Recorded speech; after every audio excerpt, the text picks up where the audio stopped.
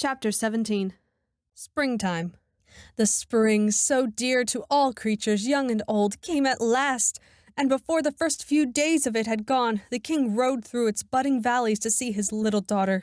He had been in a distant part of his dominions all the winter, for he was not in the habit of stopping in one great city, or of visiting only his favorite country houses, but he moved from place to place, that all his people might know him. Wherever he journeyed, he kept a constant lookout for the ablest and best men to put into office, and wherever he found himself mistaken, and those he had appointed incapable or unjust, he removed them at once.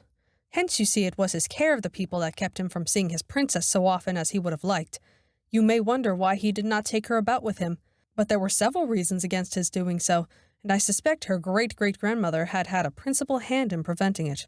Once more Irene heard the bugle blast, and once more she was at the gate to meet her father as he rode up on his great white horse. After they had been alone for a little while, she thought of what she had resolved to ask him. "Please, King Papa," she said, "will you tell me where I got this pretty ring? I can't remember." The king looked at it. A strange, beautiful smile spread like sunshine over his face, and an answering smile, but at the same time a questioning one, spread like moonlight over Irene's. "It was your queen mamma's once," he said. "And why isn't it hers now?" asked Irene. "She doesn't want it now," said the king, looking grave. "Why doesn't she want it now?" "Because she has gone where all those rings are made." "And when shall I see her?" asked the princess. "Not for some time yet," answered the king, and the tears came into his eyes. Irene did not remember her mother, and did not know why her father looked so, and why the tears came in his eyes. But she put her arms around his neck and kissed him, and asked no more questions.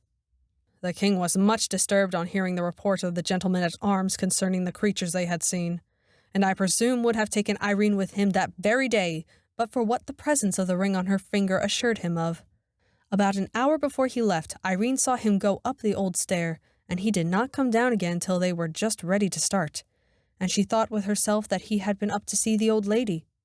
When he went away, he left other 6 gentlemen behind him, that there might be 6 of them always on guard. And now, in the lovely spring weather, Irene was out on the mountain the greater part of the day.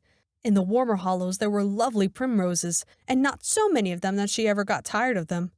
As often as she saw a new one opening an eye of light in the blind earth, she would clap her hands with gladness, and unlike some children I know, instead of pulling it, would touch it tenderly as if it had been a new baby, and, having made its acquaintance, would leave it as happy as she found it. She treated the plants on which they grew like birds' nests. Every fresh flower was like a new little bird to her. She would pay visits to all the flower nests she knew, remembering each by itself. She would go down on her hands and knees beside one and say, "Good morning, are you all smelling very sweet this morning? Goodbye." And then she would go to another nest and say the same. It was a favorite amusement with her. There were many flowers up and down, and she loved them all, but the primroses were her favorites. "They're not too shy, and they're not a bit forward," she would say to Ludi. There were goats, too, about, over the mountain, and when the little kids came, she was as pleased with them as with the flowers. The goats belonged to the miners, mostly, a few of them to Curdie's mother, but there were a good many wild ones that seemed to belong to nobody.